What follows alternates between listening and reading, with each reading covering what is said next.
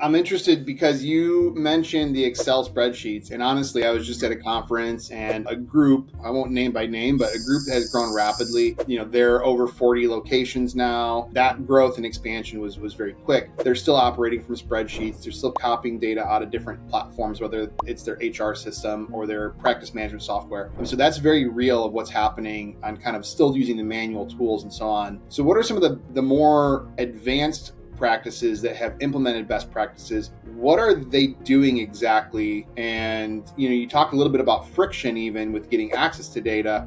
So what are the best practices doing right now? And what was that friction? Is that friction still there? And what can somebody do about it? I think whenever I take a step back and look at, all the organizations that I've worked with, the best practices are the ones that are making the data available to their staff in a way that makes sense to them. And they can actually know what they're being measured on. And they have the insight to see how they're doing on what they're being measured on. So what I mean by that is some of the practices that we're working with really dive into persona-based scorecards and reporting for their staff. So if you're a clinic manager, then there's a clinic manager scorecard where you can see for your clinic, how am I doing on cash collections? How am I doing on front end related denials, related to eligibility, and these different, how am I doing on my door-to-door time?